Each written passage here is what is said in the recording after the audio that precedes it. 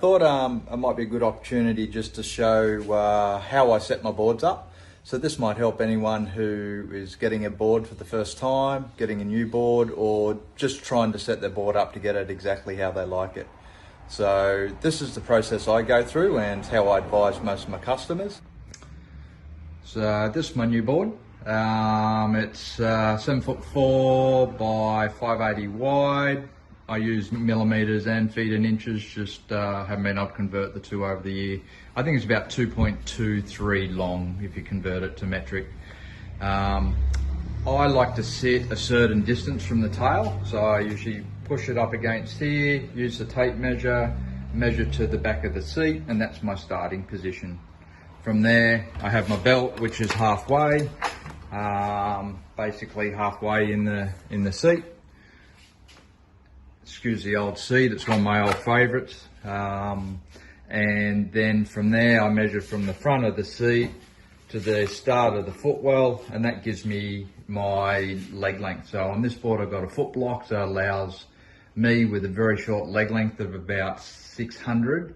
For Kai, who's got super long legs, at about 700. We can both ride this board. So from there, that's basically where I put my belt. My seat is all by measurement. And then, so from here, I'd normally try and go and sit on the ski in flat water. I'm quite lucky, you might be able to see out the back there. I'm on the canal, makes it a bit easy, but if you can go find a creek, dam, whatever it may be, just to hop on, have a float, make sure you got your seat in the right position. Every board's got a little bit different volume distribution, so fine tuning that seat by about 5 and 10 mil can make the difference of the performance. Once you've got that balance point, that's when you want to set your side fins.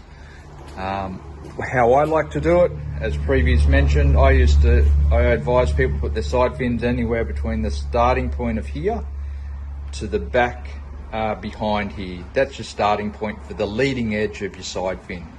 That will vary from rider to rider, but that's a good starting point. I use FCS, and I like to have mine a little bit stiffer, a little bit drivier. So mine are about an inch behind the back of the belt. That's my starting point. Always start with my center fin in the middle of the box pretty well. Again, because I'm riding a similar board every time, I've got measurements on those, but that sort of gives you an idea of the difference. I ride the same 3 size fins, and I quite like a fin which has got a bit of flex in it. These are glass fins, but they've got quite a bit of flex in them. I shape them down to be like that, but also a double foiled fin. I find a single directional fin is a bit stiff, and it restricts actually the speed of your board. So a thinner fin with a bit of flex can generate a lot more speed, because you can get the board pumping along, versus a stiff fin which will basically give you one direction speed or single type speed. So guys, that's how I set my boards up. There's really, from there's not much that really changes. I pretty well keep my boards the same all the time, no matter what surf I'm surfing.